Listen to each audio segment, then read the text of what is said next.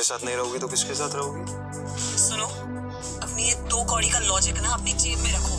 पहले तो मुझे चाहिए, इसलिए अभी तक जैसे जीते आए थे वैसे ही जीते रहना, समझे? अभिनव ने हाँ में सिर हिलाया और दोनों कमरे से बाहर आ गए।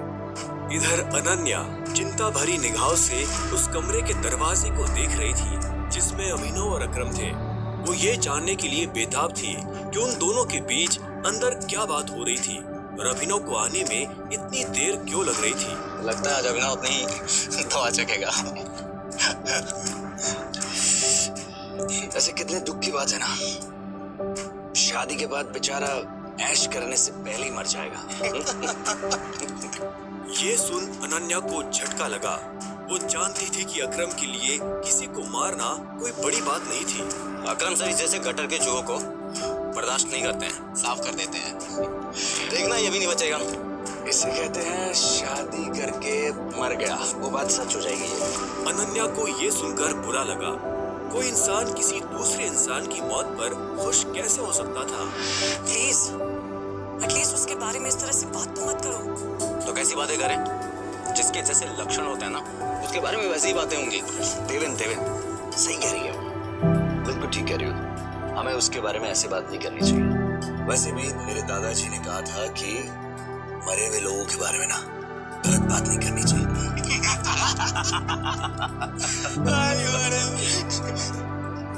इससे पहले कि अनन्या कुछ कहती, अकरम अभिनव को लेकर बाहर आ रहा था।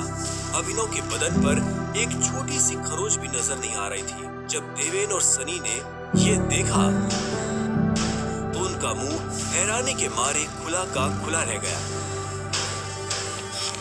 इसे देखकर तो लग ही नहीं रहा है कि अकरम सर ने इससे हाथ भी लगाया है। वैसे जितनी देर तक ये दोनों कमरे के अंदर थे, अब तक तो इसकी नाक टूटी हुई होनी चाहिए थी, पर ये तो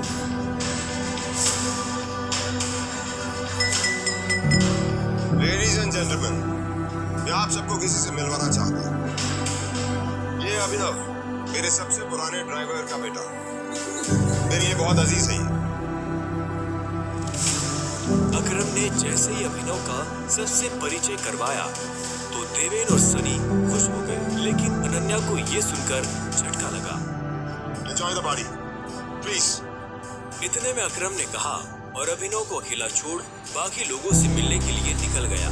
देवेन और सनी को अभी तक समझ नहीं आ रहा था कि अकरम अभिनव को इतना भाव क्यों दे रहा था।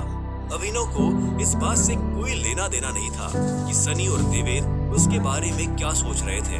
उसकी आंखों के सामने बस रह रहकर अपने पिता की शक्ल आ रही थी। उसे वो रात याद आ रही थी 7:16 जिस रात राणा ने संजय को गोली मारी थी। अभिनव को ये भी याद आया कि उसे खुद भी गोली लगी थी, लेकिन उसकी किस्मत जीतने की वजह से बच गया था।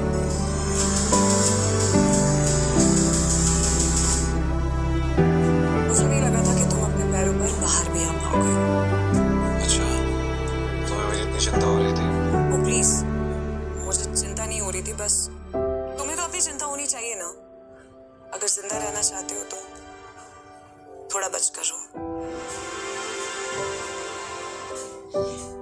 अकरम सर ने तेरे से अंदर क्या बात की बता। उन्होंने मुझसे कहा कि अगर देवेन जैसा गधा तुझसे सवाल पूछे तो उसे जवाब मत देना। रामखोर। देवेन ने उसे गाली दी, लेकिन अभिनव पर उसका कोई असर नहीं हुआ। उसके दिमाग में इस वक्त पहले से ही कई जरूरी चीजें घूम रही थी। इसके बाद पूरी पार्टी के दौरान अनन्या ने अभिनव से कोई बात नहीं की।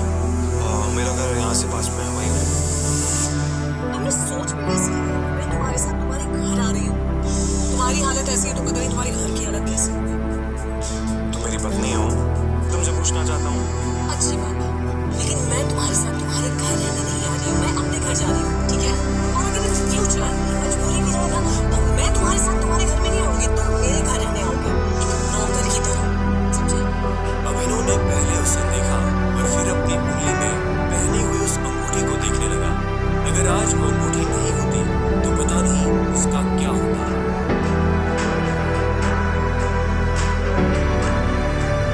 अगली सुबह जब अभिनव का अलार्म बजा तब वो फिर से वही सपना देख रहा था।